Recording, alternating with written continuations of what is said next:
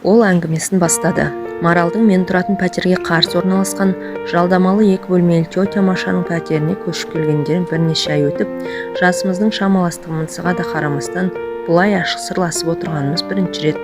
Ол өз өмірінен сыр шертті.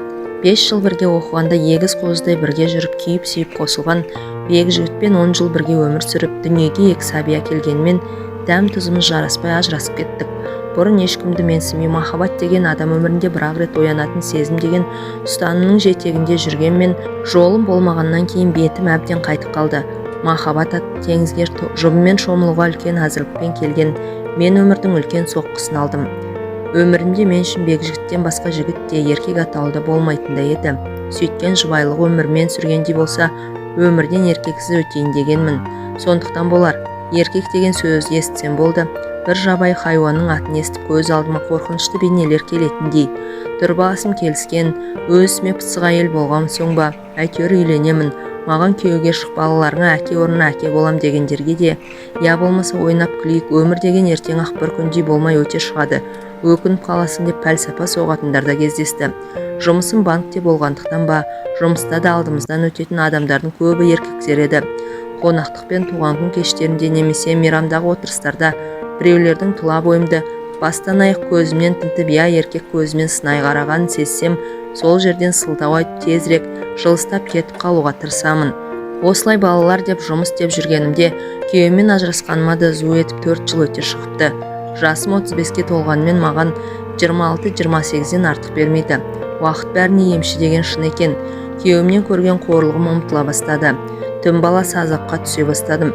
Әсіресе махаббат, еркек пен әйелдің қатынасы туралы кітаптар оқып, телевизордан түнгі сеанстарды көрсем, төсекте қырық аунап ұйықтай алмаймын. Өмір бойы әкеммен тұрып, оған тас қорғандай арқа сүйеп келген шешем де мені күйеусіз өліп қалатындай көріп, әйел 40 шақты деген бір шағың сөнсе, басқасы бар. Бетіңнің әрі барда сенімді біреуді тауып ал. Айналаңда жігіттер шыбындай үймелеп жүр. Балалар саған қол бойлы болмайды. Өзім бағып өсіремін деп, шыбынша үймелегендердің 2-3-еуінің жақсы жақтарын жеткізіп, тек мен тиген жағдайда қиналмай-ақ түзеліп кететін кемшіліктерін айтып, желікше шаға бастайды. Бір балаға зар болып жүргенде, дос келіншегім Қарашашта жоқ бекзадан күткен жетер жерге түссеңші, ана жынды байсымағың басын ешкімге қарамайтындай дуалап қойған ғой дейді. Жігіттермен әзілдесіп ашық жарқын отырамын, одан әрге бара алмаймын. Одан әрге бару үшін басты бір нәрсе жетіспейді. Ең аяқ жан тәнім мен дене құрылысымды қайта жасап шығу қажет сияқты. Төсек жайлы ойласам көңілім құлазып сала береді. Менің жанымды кім түсінсің? Ең жақын адамдарын да түсінбейді деп оңашада күрсінемін. Менің де ойнап күлгім келеді. Бір рет жолым болмады деп, өзімді әйел ретінде жерлеп тастамай, сүйгім келген, сүйікті болғым келген. Біреудің сүйіктісі болсам, еркек құшағында ләззат алып, оған да ләззат беріп, денем балып жатса ғой шіркін дегенмін. Күйеуімен алғаш қосылғанда ұзындығы 3 метр, ені 2 метр пәтерде уақыттың қалай өткенін білмей, жан тәніміз қосылып, бір адамға айналып, жан ләззатымен тән ләззатына тоймай, күннің қалай атып кештің қалай батқанын білмеуші едік. Бір-бірімізге керек нәрсе екіншіміздің бойымыздан табылатын. Еркек пен әйел қатынасының әліппесі бір бөлек те, ол туралы терең әңгіме бір бөлек екен. Еркек пен әйел қатынасы туралы терең әңгіме дегеннің өзі де өмірде кездесетін нәрселердің жартысында толық суреттеп жеткізіп бере алмайды екен. Менің күйеуіммен ажырасып кетуімнің себеп, мен оны 5 жыл бойы қаншалықты сүйсем, 10 жыл бірге тұрған уақыт ішінде жақын біле келе соншалықты жек көріп кеткенмін. Біздер кездесіп бірге қыдырып жүрген кезімізде ол маған тек жақсы жағынан көрінуге тырысқан. Мен де оны тек жақсы жағынан көруге тырысыппын. Ал екінші себеп арамызда еркек пен әйел арасындағы гармонияның, яғни үйлесімділіктің жоқтығынан да еді. Онымен төсекте әйел болғандықтан амалсыздан жұбайлық міндетімді өтеу үшін жатамын. Ал өз қызығымен өзі болып жатқанда мен оның бір қажет затының міндетін атқарып, ештеңеге араласпай, жұмысын қашан бітеді екен, тез бітірсе екен деп жататынмын. Кейде тезірек ұйықтап қалса екен деп, үй шаруасын істеп жүріп аламын. Бірақ ол ұйықтамайды. Оның айтуынша артық энергияларын шығарып алмай, ұйқысы келмейді екен. Одан қалса түнде де, таңертең де мазалайтынын қайтерсің. Дүниеге бірінші сәбиім келгеннен кейін төсек мәселесі маған тозақ секілді көрінді. Еркек десе артынан төсек мәселесі қылтиятынын білетін маған біреуді тауып алу қайдан. Еркектердің бірі жақсы көрінетін, үйленгісі келетін айтса, кейбірі мен тоқал ретінде алып, бөлек отау жасайтынын, ақшадан да басқасынан да кемдік көрмейтінін айтып шаршады. Соңынан кейбіреу неткен салқын әйелсің деп теріс айналса, күдер үзбеген кейбіреулер 3-4 жыл осылай тыптың шетегіне намаз оқып жүрсің бе деп, дені сау өзі сұлу әйел әншейін ішкі мұңын сыртқа шығармай жасырады деп аяушылық білдіргендей болады. Өмір табиғат заңы өз деген істеді ме, әлде өзім дос құрбыларымның сөз қамшы болды ма? Мен біреуді іздеуге бел шеше кірістім. Үйленемін дегендердің бірі, мен сені ұнатамын, төсекте ұнайсың, үстіне бір түсті көйлектер киіп жүр. Мен көйлектерінің клеткасында, полоскасында да ұнатпаймын. Менің қандай түсті көйлектерді ұнататынымды да сұраған жоқ. Оның үстіне бір түсті көйлектерін әкеліп тастағандай сөйледі. Оны осыдан кейін ұнатпайтынымды да, омен зауқым жоқтығында айттыған жоқпын. Тек қош бол, енді хабарласпа дедім. Енді үйленемін дегендерді қойып, олар мен меншігіндегі заттай көретін секілді. Тіпті олардың талғамымен киінуде де талап етпек. Ал мен өз басымның ерікті болғанын қалаймын. Ойнап күлейік дейтіндерді көрейік дедім. Олардың бірі Әбекең, ресторанға барамыз, әдемі киініп отыр, алып кетем деген соң, барымды киіп шыққанда, ол нағыз қыз жібектің өзі болыпсың ғой деп ризашылығын жасыра алмаған. Қымбат шетелдік машинасымен бір ресторанға апарды. Онда шу көп екен, музыкасы да кілең орысша деп екіншісіне апарды. Әбекеңнің де танымайтын кісісі жоқ екен. Мұнда да алғашқы ресторандағыдай біреулермен жапырласып амандасып жатыр. Онда қымбаттығына қарамай тамақ мәз емес екен деп, ақыры ортанқол кафеге отырдық. Бірнеше жұма онымен дружить етіп, төсектес болғанда 40-қа толмаған кәсіпкер жігітке сезім де, әйел де керек емес. Тек сұлу нақсүйер не екінші әйелі бар деген атақ қана керек екенін түсініп, онымен бір жолата қоштастым. Шыбынша үймелегендердің ішіндегі екеуінен көңілім қалғанмен, үшінші бойдағы ажырасқан еркектен мен саған не үшін керекпін? Бай жоқ әйел болған соң коллекция үшін керекпін бе деп төтесінен сұрадым. Ол да жігіт екен. Мәймөңкелемей бірден тура жауабынан шалқамнан түсе жаздадым. Мен видеолардан көргендерді істеп көрсем деймін. Еркек пен әйел бір-бірінің қалаған істеуге әзір болса ғана төсек қатынастың мәні ашылады деді. Мен мұндай пікірге келіспейтіндіктен экспериментке бара алмайтынымды білдірдім. Еркек пен әйелді төсек қатынасына апаратын жол меніңше өз-өзінен еш әзірліксіз оянған сезімнен кейін табиғи түрде пайда болу керек сияқты. Сөйтіп аз уақыт ішінде үш еркектің атын сыз тастап, жақсы еркек әйелдердің қасында ешкімге қажеті жоқ, жаман еркектердің маған да қажеті жоқ деп, өзімнің интимдік өміріме мораторий жариялап алаңсыз тірлігіме кірістім. Тіпті еркек жігіт дегенді бойымнан да ойымнан да өшірген секілдедім. Енді тек бар ойым жұмыста болады, карьера жасаймын деп бекіндім. Бірақ бәрі Құдайдың қолында деген рас екен. Жылы күздің жексенбісі еді. Балаларды мамама апарып тастап үйді әктеуге кіріскенмін. Кешқұрым әрең бітіріп қатты шаршап тұрсам да моншаға баруым керек болды. Оның кешкі сағат 10-ға дейін істейтінін білемін. Әрі үйден алыс болмаған соң, әрі кір денеме таза киім кием бе деп, сол күйі кір киіммен бара салдым. Үстімде әктен ағал-жағал болған кофта, төменгі жағымда трико шалбар, басында кепештен байлаған көнетоз ақ орамал. Моншаға келіп ентігіп, ішке енсем кезекте бірталай адамдар отыр екен. Моншаның бірнеше жеке кабиналы душы. Соған билет алып, мен де бос орынға жайғастым. Қарсы бетте 4-5 еркек кезекте отыр.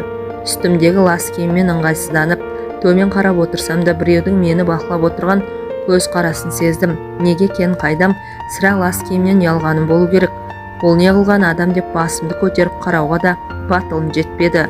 Ішімнен өзіме ренжіп, әншейіндегі аттылыға, жол жаяуға сөз бермейтін өжеттігім қайда кеткен деймін. Кезегім келгенде ешкімге сөз салмастан душқа кіріп кеттім. Рахаттанып душқа тиесілі 45 минут шомылып, шашымды сәл кептіріп, есік алдына шықсам, түн тастай қараңғы екен. Кісі аяғы басылған көше қорқынышты. Көзімді қараңғыға сәл үйретіп алып, бір аялдамадай жердегі үйіме асықтым. Қатты шаршағандықтан ба, әлде көше асфальтының ойдым жері кінәлі ме? Бір кезде сол аяғым кілт етіп оңбай құлап түстім. Көзімнен жас ыршып кетті. Қараңғыда ешкім көрмеді деп қуансам да, екінші жағынан тұра алмағаным жақсы емес педі. 1-2 минутта басыма сан түрлі ойлар келді. Ешкім білмей жатып қалсам қайтемін, біреулер ұрынса қайтемін деп уайымдадым. Бар күшімді жинап тұра беріп едім. Жан даусым шығып кетті. Осыдан соң жақын жердегі аялдамадан біреудің сұлбасының маған қарай бет алғанын байқадым. Ойымды қорқыныш биледі. Жақындай бері тартып келе жатқан темекісін аяғымен басып өшірді. Өзімше намыстанып, түк болмағандай бір аяғыма бар күшімді салып тұра беріп едім. Қозғалмаңыз деген ақырын болса да нық әмірлі дауыс естілді. Не ойларымды білмей айналамды қолымен сипалап тас іздедім. Не болса да қорғанып бақпақпын. Жақындаған ол менің ойымды түсінгендей, қорықпаңыз, сол аяғыңыз ғой, кәне, оған күш салмай тұрып көріңізші деп мені демеп тұрғыза бастады. Бүкіл жан дүнием оның бет жүзін көрмесем де, бұл адамның моншадағы кезекте мені көзбен бағып сынай қарап отырған еркек екендігін сездім. Қалай қолтығымнан демесе де менің жүре алмайтыныма көзі жетті ғой деймін. Тұратын жерін түсіріп алып, қол дорбасын маған ұстатып, мойнымнан мықтап ұстап ал деді де көтеріп алды. Өзімді ет жеңді болмасам да біраз салмағым бар деп есептеймін. Мен басқа шара жоқтығынан ба, әлде маған бейтаныс жанның аяқ астынан келген қамқорлығы ұнады ма, айтқанын екетпедім. Ол алқына дем алып, адымдап жүріп келеді. Өз ойларымен алысып келе жатқанымда, енді қалай жүреміз деген дауыс естілді. Дауысы бар ғой, ондай дауыс естісең айналаңның бәрінде беймай мамыржай тірлік орнап қалғандай әсер етеді. Адамның даусының соншалықты әсер ететінін бірінші рет көріп тұрмын. Бір аялдамадай жерге көтеріп келген адамның алдында енді мен ыңғайсыздандым. Үйге кіріңіз, шай ішіп кетіңіз деп, бір жағынан аурудан, бір жағы ол сөздерден кейін тек бергі жағымнан сыпайылық сақтап айтқаным үшін өзімнен өзім ұялып, зорлана күлімсіредім. Ішімнен қайдағы шай деймін, үй іші астан кестең. Мұрын жарған әгесі маған ұнағанмен, оған ұнамауы мүмкін. Ойым бейтаныс жанға үйренейін деді ме, енді мен оған зер сала қарадым. 43-45-тегі бойы еңгезердей тіптік еркек, көздер адамға бір түрлі мұңды қарайды. Көз қарасы адамды тереңіне тартып әкететіндей, тек бетінің көлемді жерін ала орналасқан, мұрны да өзінше жарасымды орналасқан. Істеген жақсылық үшін рахмет айтып, ақша немесе бір шөлмек арақ ұстатып үйден шығарып салу керек деп ойладым. Менің жалғыз екенімді білсе, кетпей отырып алса қайтемін. Тағы ойынан негелерін кім білсін деп ойладым. Жақсылығыңыз үшін рахмет. Менен қайтпаса да Құдайдан қайтсын, сигарет аларсыз деп 1000 теңге ақша ұсындым. Оған тәуірлеу, арақ не импортқа шығатын 5 жұлдызды Қазақстан коньяк келетін білемін. Ол болса, жақсылықты Құдай үшін не ақша үшін жасаған жоқпын деп дүңк ете қалды. Одан кейін үй ішін барлап үлгерсе керек. Жалғыз болсаң мен ешқайда кетпеймін деді. Шошып кетіп, о не дегеніңіз, қайтыңыз, үйіңізге қайтыңыз деп едім. Сені мұндай күйде жалғыз тастауға болмайды. 1-2 сағаттан кейін не болатын кім біледі деп қосып қойды. Менің бір әкем ба, ағам ба секілді өзі. Аты Досбол екен. Қорқсам да сыр бермеуге тырыстым. Қозғала алмай отырмын. Менің айтуымен ол залдағы диванға өзіне төсек салып, маған балалардың бөлмесіне төсек салып берді. Еңбектеп жүріп жастық астына үйдегі ең үлкен өткір пышақты жасырдым. Сол күні ол таң атқанша қасымда болды. Өзі ештеңе сұраған жоқ. Менің сұрақтарыма қысқаша жауап берді. Бірақ өзінің жеке басымен жанұясы туралы ештеңе айтпады. Менің қарсылығыма қарамай, аяғыма комфорт амайын өз қолымен жағып берді. Сіңірі созылған ғой, 2-3 күн қозғалма, ештеңе етпейді, бірақ рентгенге түсіп тексеру артық етпейді деді. Мені таңдандырғаны, оның маған әйел деп қарамаған еді. Оған мен сәл-пәл ренжіп қалғандай болдым. Иә ағам, иә інім секілді. Таң атқанша қасымда туысымдай отырып та шықты. Таңертең көршімді шақырып беріп, сау бол енді құлама деп жай ғана шығып кетті. Ішімнен импотент деп ойладым. Сол себепті маған қауіпсіз көрінді. Кетіп бара жатқан оның артынан келіп тұрыңыз деп айқайлап үлгердім. Маған кездескен не мен білетін еркектермен салыстырғанда өзіме сол деген теңеуім дұрыс секілді. Менің есімде оның мұңды көз қарасы мен бөтен бір көрген әйелге, жақын туысына жасағандай жақсылығы ғана қалды. Я, сосын шамамен 4-5 аялдамадай жерде тұратынын айтқан есімде. Арада бірнеше айдай уақыт өтті. Балаларымды мамама апарып дос қызымның туған күніне барғалы жатқанмын. Бұл уақытта тағы бір шыбынша үймелегеннің атын сызып үлгердім. Есік қоңырауы қағылғанда ашсам моншадағы танысым Досбол екен. Жұмыс бабымен ұзақ уақытсыз сапарда болыпты. Аяқ астынан батылданып туған күнге бірге барайық дедім. Жанұясы туралы ештеңе айтпаса да әлде бір ішкі түйсік арқылы әйелсіз тұратынын сезгенмін. Оның үстіне істеген жақсылығы да менің тарапымнан өте өз қалған. Бармаймын. Аяғың жазылды ма? Мүмкін бір жерге барып отырармыз дегем. Тек жағдайыңды білейін деп келдім деп қайтуға жиналды. Мені аяқ астынан не шайтан түрткенін білмеймін. Дос қызыма көрші үйден телефон соғып бара алмайтынымды айттым да, онымен бірге баруға келістім. Кафеге бардық. Ол ақ арақ ішіп отырды. Мен өзіме қызуы 10-12 градустан аспайтын қызыл қою тәтті шарабын алдырдым. Әр нәрсені бір айтып көңілді отырдық. Одан кейін шай іштік, музыка қойып биледік. Маған онымен бірге болу ұнайтын секілді. Бір кезде ол: «Марал, бір жерге барып демалайық» деді. Демалайық дегенді қалай түсінуге болады? Демалып отырған жоқпыз ба деп ұсынысына сұрақпен жауап бердім. Нені меңзеп тұрғанын ішім сезіп тұр, бірақ мойындағым келмейді. Сен бәрін түсініп тұрсың ғой, Марал. Өтірік айту, өтірік қылмысу қолыңнан келмейді. Ол сенің табиғатыңа жат. Ал түсінбей тұрсаң айтайын. Сендей қылықты әйелдің қасында өзіңді ұстау өте қиын. Сенімен төсекте бірге болып келеді де нықтап, мәс саған деп ойладым іштей. Ал керек болса, мен оған еркек секілді қарамап едім. Ол бір туысым секілді есімде қалған. Өткендегі істеген жақсылығым бұлдап тұрғаныма деп те ойлап үлгердім. Ойыма келгенде асығыс айта бастадым. Сізбен бе? Мен сізді сүймеймін, сіз де мені сүймейсіз. Мен сізді бар болған екінші рет қана көріп отырмын дедім, тамағым құрғап. Иә, сүймеймін, ол туралы ойлағанда жоқпын, бірақ сенімен бірге болғым келеді. Мұндай тілек дейсің бе, құштарлық дейсің бе, маған келмегеніне көп болып еді. Ал сенің менімен бірге болғың келетінін көзің, жан тәнің бәрі айтып тұр. Тек аузың ғана басқаша сөйлеп тұр. Адамдардың аузынан шыққанынан 90% өтірік. Сенің айтып тұрған сөздерің сол 90%-дің ішіне кіреді деді. Жақсы психолог қой мынау. Жанында арпалысқан ашу маза ма, кеудемде көтерілген әлде бір толқындарды баспақ болып ішімнен нахал дедім де, оның айтқандарына мән бермеген болып музыканы ауыстырып бұрыла беріп едім. Ол артынан келіп тұр екен. Бетпе-бет келіп қалдым. Ыстық дем өртеп барады. Тап басып айта алмаймын, әйтеуір бойында әйелді еліктіретіндей күш бар. Ол құшақтай алып, ерніме жабысып, тұла бойым тоқ жүріп өткендей дірете қалдым. Әйел деген 35 жаста да 18-дегідей күн кешеді екен деп ойладым. Аздан кейін ыстық пеш қасында отырғандай сезініп, көздерім жұмылып, аяқтарым басудан қалып, буындарының былқ-сылқ етіп, ырқымнан шығып бара жатқанын аңғардым. Екеуміз де бір-бірімізді сүймейміз, сонда қалай төсекте бірге болмақшымыз деген ой санамды жаулап алды. Алдындағы еркектер ең болмағанда мені сүйетін секілді еді. Олардың біреулері ұзақ, біреулері қысқа уақыт сездіріп жүретін.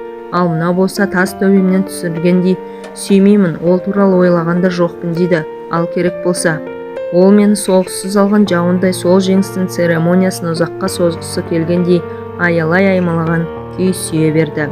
Мен бір би білмейтін жас биші секілдімін. Ол әдемі бір бидің бар қыр-сырын жетік білетін мұғалім секілді өзіне тән махаббат би алаңында жоқ екен. Екеуміз де бір-бірімізді сүймесек қандай махаббат болушы еді?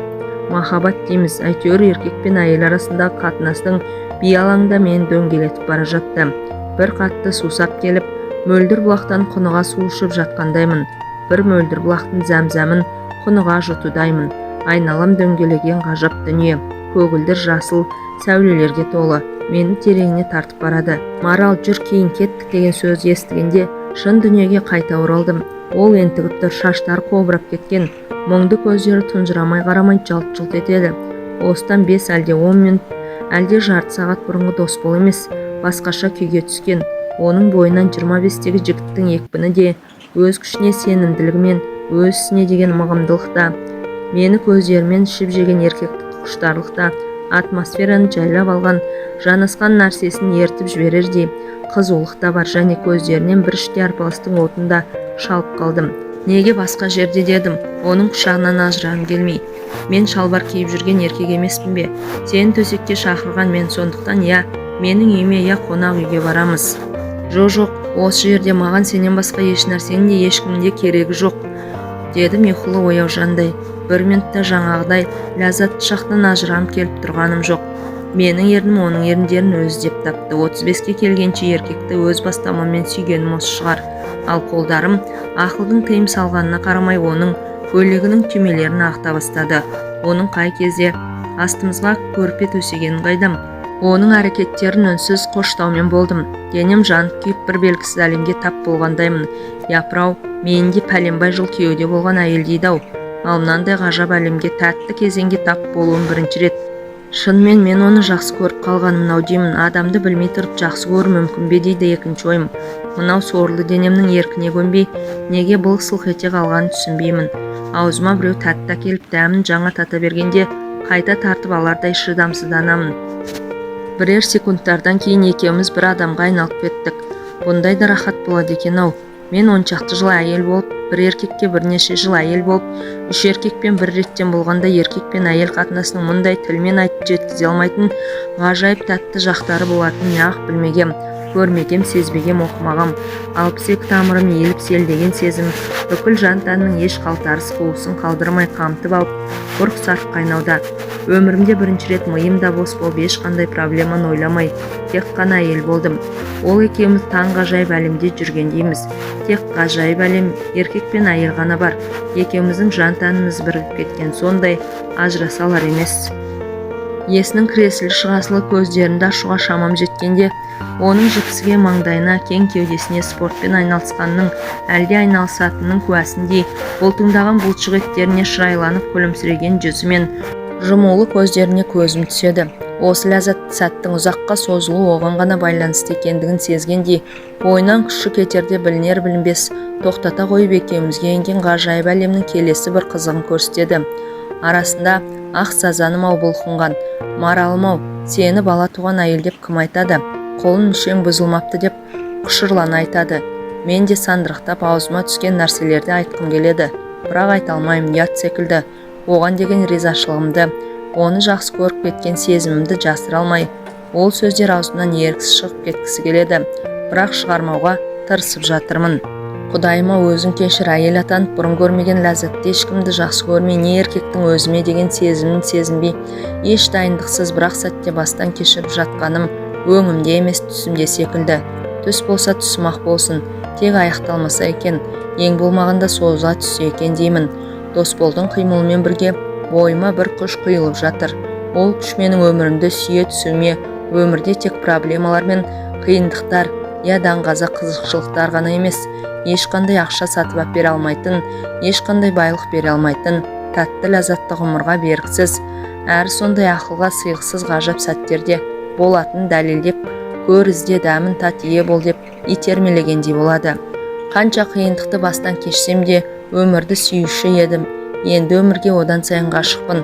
Дос болмаған ләззат сыйлаған сайын мен өзімнің әйел екенімді жете сезініп, мен де оған тек әйел бере алатын ләззат сыйлағым келеді. Бұл сәттерде мен оның қандай тілегі болса да орындауға әзір едім. Бірақ ол ештеңе айтпады да, өтінбеді де. Оның қолдары кәдімгі ертектердегі айтылатын сиқырлы таяқша секілдеді.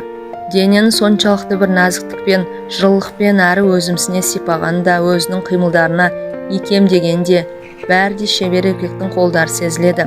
Оның кезекті қимылынан тұншықтыра еріне жабысып, даусының бір-екі рет оқыс шығып аяқтарын дәнтек шалт қимылмен қозғағанда бойындағы қуатын шығара бастағанын сезді. Өзінің шымыр ет жеңді денесімен бүкіл аппақ денені жаба түсті. Сөз арасында айтып қалған 90 килограмм салмағын қауырсын құрлық көріп жатқан жоқпын. Басында денемде жеп-жеңіл сонау жалын шашып тұрған 18-ге қайта оралғандаймын. Неге екенін білмеймін. Қуанышым қойныма симайды. Бұрқ-сарқ қайнаған құштарлықта алып ұшқан сезім, сумаңдаған нәпсі көп уақыттан бері еркек құшағын көрмей, суысқан іңкәрлік бәрі сабасына түскен. Тек еркек пен әйелдің бір-біріне деген ризашылығы, тояттану, мастану және өзінің әйелдік я еркектік болмысыңды сезіну ғана ауада қалықтап тұнып қалған. Мен осы екінші рет көріп отырған адамыма екінші рет қарыз болғаным түсіндім. Оның әйел ретінде оянбаған әйел екенсің дегені маған көп нәрсені ұқтырғандай. Ол 10 жыл әйел болып 2 бала туған әйелге еркек пен әйел арасындағы төсек ләззатын ұқтырған алғашқы еркек болды. Бір жауы жеңіп келгендей батырдай риза болып жатырсың ғой дедім. Айтқым келген басқа еді. Мен оны ұнатып қалғанымды түсіндім, бірақ оны өзім мойындағым келмеді. Тіпті олай ойлауға да қорықтым. Әрине сенбей оянбаған әрі қызудығанды әйелмен болу оңай дейсің бе? Мен екі бетім дуылдап отырып оған шындықты айттым. Онымен бірге болуымның басы да соңы да осы шығар, енді көрмеймін деп ойладым. Ол шындықты айтпақ түгіл өзім де мойындағым келмеген. Оның үстіне еркекке айтуға қалай дәтім барғанын білмеймін. Көздерімді алақанымен басып жатып, баяу бастағаным есімде. Мен сенімен бүгін төсекте алғашқы рет болсам да, бұл түннің ләззаты бірнеше айларға, мүмкін жылдарға жететін білемін. Мен мұндай күйді ешқашан кешкен емеспін. Оның кеудемде жатқан басын құшақтап шаштарын ұйпалақтаумен болдым. Ол мені құша түсіп, Сенің жан тәніңнің құпия кілтін тапқанмын ғой деп бауырына баса түсті. Біраздан соң екеуміз ғажайып дүниенің құшағына қайта ендік. Ол менің құшағымда ма, әлде оның құшағында ба? Әйтеуір құшақтасып жатып тәтті ұйқыға кетіппіз. Ертеңіне тұрғанда оның менің көздерімдегі мен іздеген еркек сенсің деген тұнып қалған сырды оқымасын деп көздерімді алып қашып оған тіке қарамауға тырыстым. 2 рет көре сала құшағыма құлағаным. Сезімді жасыра алмай үздіге қарап тұрсам, ятай масқара ғой, не деген жеңілтек әйел демейді ме? Ештеңе сездірмей салқын қоштасып қалам деп ойладым. Ал өзім бүгін үйленейік десе де, жалаң аяқ қол ұстасып кетейік десе де әзір едім. Шіркін-ай, артымнан жылдап жүгірген анау шыбынша үймелегендердің бірі неге ол емес деп қапаландым. Ол тұрып, киініп, жуынып келіп шашымнан сипап отырды. Марал, сен мені кешір деді, даусы тұтыға шығып. Ол маған бір күн бірге өткізген түніміздің ләззатын бұзатындай бір нәрсе айтқалы тұрғандай бойымды қорқыныш биледі. Ондай тәтті шақ неге тез өтеді деп ойлағанша болған жоқ. Оның даусына алыстан талып естілді. Мен өзіме ешбір әйелді жақсы көрмеуге, сүймеуге уәде бергенмін. Керек десе әйел біткеннен кек алуға бекінген едім. Менің жүрегімде жара бар. Жас жара, қаны әлі сорғалап тұр. Мен сүйген әйел мені 20 жыл бойы алдап келіпті. Пәк қыз болып шықпаса да, оны кешіріп, үлкен жүрекпен сенделген сезіммен сүйіп едім. Ал бірақ ол 18 жыл бойы өз балам деп келген баламның өзімдік емес екенін тосын білуден артық қандай қайғы бар? Бұдан артық не сорақылық болушы еді? Бұл әйелдер тарапынан болатын ең ауыр қылмыс емес пе? Баламның ауыр операциядан шыққанына қарамай, ештеңе түсіндірмей үйден шығып жүре бердім. Сол кеткеннен мол кеттім. Әйелім бәрін түсінді, ештеңе демеді. Баламның менікі емес екені сол операция кезінде анықталған. Бала қанының группасы менің де әйелімнің де группасымен сәйкес емес. Мен де қазірде бейтаныс адамдарды бір көргеннен қандай адам екенін танитын қасиет пайда болған. Сен таза мөлдір бұлақ секілдісің. Сенің жаныңды жаралағым келмейді. Қош бол. Сенімен қоштаспасам, сені сүйіп қалуым мүмкін. Маған уақыт керек. Сен емес, үлкен сезіммен қашып барам. Мен енді ешкімді сүйгімде, жүрегім мен жанымды қинағымда келмейді. Қош. Ол есікті жаппастан шығып кете берді. Артынан тұра жүгіргім келген, ойыма келген әлдебір нәрселерді айтқым келген, қасында қал дегім келген, саған маңдай торсықтай ұл туып берем дегім келген. Қиын сәттерде оның мойнына асылып, қорғанышым барын сезініп, құшағында тұрып шағынып жылап алғым келген, қуаныштармен бөліскім келген. Ол жұмыстан келгенде анамның үйренгеніңе, өзіңе жақсы істегенің бізге жақсы деп үйреткен тамақ түрлерін алдына қойғым келген. Соңғы кезде қойып кеткен қасы көзімді сәл бояп, әдемі иіс су жағып, қасында жайнап жүргім келген. Бірақ оның бірін де айта алмадым. Әлде айтқым келмеді, әлде тыңдайтынына сенімді болмадым. Ол кеткесін есікті жауып неге екенін білмеймін, қатты жылап қала бердім. Еркектердің өздері түгіл көлеңкелерін де көргім келмейді, аттарын да естігім келмейді. Мен дос болды бір жерден шыға келеді ме деп әлі күнге күтіп жүрмін. Моншаға барған сайын оның көз қарасын іздеймін. Қиналған сәттерімде оны іздеймін, қол ұшын созып, бір қалтарыстан шыға келетіндей. Түндерде де кірпіктерім айқаспай, тек соны ғана ойлаймын. Балаларының әкесі де сол болса деймін. Айлар өтіп жатыр, одан да күдерімді үзгім келеді. Бірақ бір нәрсені анық сездім. Маған одан басқа ешкімге керек емес. Шыбынша үймелегендермен болмақ түгілі, сынамақ түгілі аттарын да естігім келмейтін болды. Дос болдың бір келетінін жан дүниеммен сезіп, әр күнімді үмітпен қарсы алып жүрмін. Келмесе іздеймін. Оны табуға белімді бекем буғанмын. Ол 4-5 аялдама жерде тұрамын деген білдірмей, кездейсоқ кездескен боламын. Оны сүйетінімді қалай да ретін тауып білдіремін. Сүйетінін айту тек жігіттерге ғана тән бе екен? Оны айтуға да тек еркектердің ғана құқығы бар ма? Сүйетініңді білдіру қылмыс емес қой. Мен дос болды тауып, біз бір-біріміз үшін жаралған жандармыз деймін. Оны іздеп тауып қосылатынымызға сенімдімін. Сәл кеште болса да біздей жандардың бірін-бірі жолықтырғаны қандай бақыт.